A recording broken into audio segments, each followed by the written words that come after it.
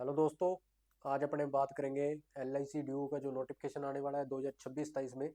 तो उसमें क्या एलिजिबिलिटी होगी, अपने जो एजेंट है उनके एलिजिबिलिटी क्या बनेगी, उसके बारे में बातचीत करेंगे अपने कि कितने साल काम करने पर वो इसका एग्ज़ाम दे सकते हैं। मतलब एजेंट कैटेगरी में दे सकते हैं। ओपन मार्केट में तो कोई भी दे सकता है, जिसने ग्रेजुएशन कर रखी है वो ओपन मार्केट से इसका एग्ज़ाम दे सकता है। लेकिन जो एजेंट कैटेगरी से देना चाहता है उसको क्या एलिजिबिलिटी उनकी बनेगी, तब जाके वो एजेंट कैटेगरी में एग्ज़ाम दे सकते हैं। तो सबसे पहले जो अपने शहरी क्षेत्र के एजेंट है, जो शहरी क्षेत्र के एजेंट है उनको नॉट लेस देन 5 ईयर्स, मतलब कम से कम 5 साल का एक्सपीरियंस होना चाहिए LIC एजेंट के रूप में। और उनमें भी 5 साल में क्या है, 5 lakh during the immediately preceding 5 financial years, मतलब पिछले जो तुरंत वाले 5 साल है। जैसे आज 2025 है तो 2020 से 25 तक के जितने 5 साल में उन्होंने 5 लाख का जो प्रीमियम दिया हो, ठीक है, उनमें से भी जो पिछले 5 साल में उनमें से कोई भी 3 साल हो, पिछले कोई भी 3 साल हो उनमें उन्होंने 50 लाइफ्स की हो और 1 लाख फर्स्ट ईयर प्रीमियम, यानी कि प्रीमियम दिया हो 1 लाख रुपए। मतलब अगर आप मान लो आपने 2020 से लेके 2025 तक काम किया है, उसमें से वो कोई भी 3 साल लेंगे जिनमें आपने 1 लाख रुपए प्रीमियम प्लस 50 लाइफ्स की हो,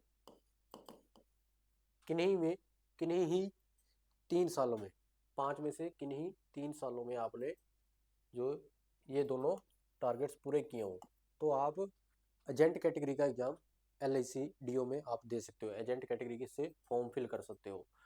बाकी अगर आप यहाँ पे ग्रामीण जो यहाँ पे दे रखा है, जो रूरल एरिया के एजेंट है, जो ग्रामीण क्षेत्र के एजेंट है, उनको 4 साल का कम से कम एक्सपीरियंस चाहिए, जिनमें से वही 3 साल वाला जो 3 साल में इमीडिएटली प्रिसीडिंग 4 फाइनेंशियल ईयर्स, पिछले जो 4 सालों में से 3 साल 1 लाख का प्रीमियम और 50 लाइफ उसने की हो। ठीक है, तो ये उनके जो है एलिजिबिलिटी है, एक्सपीरियंस है।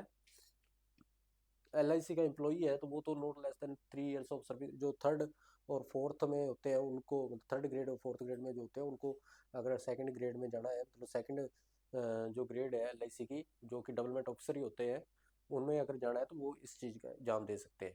ठीक है। और ओपन मार्केट से जो आएंगे, जो कि जिन्होंने नॉर्मल ग्रेजुएशन कर रखे है, तो उनको 2 साल का एक्सपीरियंस होना चाहिए, तो उनको प्रेफरेंस मिलेगी। ऐसा नहीं है कि उन्होंने 2 साल काम किया तो उनको रख लेंगे, प्रेफरेंस मिलेगी जब वो इसका इंटरव्यू होगा।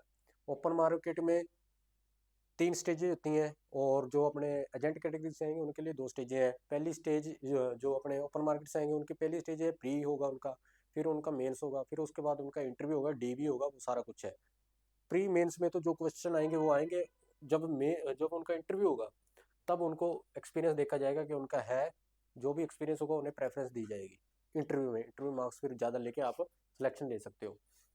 ठीक है। जो एजेंट कैटेगरी है उनमें आपको पता ही है, उनमें सिर्फ एक पेपर होगा, उसमें एक पेपर होगा और एक इंटरव्यू होगा। पेपर में एक पेपर होना है, मेंस मेंस होना है उनका, प्री कोई नहीं होता। ठीक है। मेंस में जो क्वेश्चन आएंगे बस उसके बाद उनका पास करने के बाद सिर्फ इंटरव्यू होगा। ठीक है, उनके लिए ये एलिजिबिलिटी होनी चाहिए। ठीक है। ऐसा नहीं है कि जैसे आपने अगर एजेंट 2 साल काम किया है और आपने एजेंट कैटेगरी से फॉर्म भर दिया है, तो आप सोचो कि हमने तो एजेंट है और ये आपने क्राइटेरिया नहीं पूरा किया है, तो आपको इंटरव्यू में भी बैठने का मौका नहीं देंगे वो। ठीक है, तो ये आपको पूरा करना है, फिर आपको निकाल देंगे, फिर वो फालतू जाएगा आपका सारी मेहनत। ठीक है, इसलिए अगर आपके पास 1 2 3 साल का एक्सपीरियंस है तो आप ओपन मार्केट से फॉर्म भरें।